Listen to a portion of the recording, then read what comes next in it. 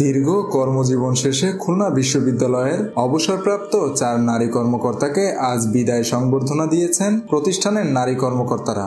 একই সাথে অকাল প্রয়াত এক নারী কর্মকর্তার প্রতি শ্রদ্ধা জানিয়ে স্মরণসভা অনুষ্ঠিত হয়। বুধবার দুপুরে বিশ্ববিদ্যালয়ের অফিসার্স ক্লাবে আয়োজিত এই অনুষ্ঠানে উপস্থিত থেকে সংবর্ধিত নারী কর্মকর্তাদের হাতে ক্রেস্ট তুলে দেন রেজিস্ট্রার ভারপ্রাপ্ত professor doctor S M Mahbubur Rahman. সংবর্ধিত 4 নারী কর্মকর্তা হলেন উপ রেজিস্ট্রার রজ্জাবিন নেসা, সহকারী গ্রন্থাগারিক হাসিনা খাতুন, সহকারী রেজিস্ট্রার আসমা সুলতানা ও সেকশন অফিসার আমিনা জেসমিন। 4 জনই তাদের অনুভূতি প্রকাশ করে বক্তৃতা করেন। এছাড়া ডাক্তার কানিজ ফাহমিদা বিশ্ববিদ্যালয়ের চিফ মেডিকেল অফিসার হিসেবে যোগদান করায় নারী কর্মকর্তাদের পক্ষ থেকে ফুলেল শুভেচ্ছা জানানো হয়। অনুষ্ঠানের দ্বিতীয় পর্বে অকাল প্রয়াত সহকারী রেজিস্ট্রার অলকা রানী দাসের প্রতি শ্রদ্ধা জানিয়ে স্মরণসভা অনুষ্ঠিত হয়। অনুষ্ঠানে স্মৃতিচারণ করেন তার স্বামী অ্যাডভোকেট স্বপন কুমার দাস।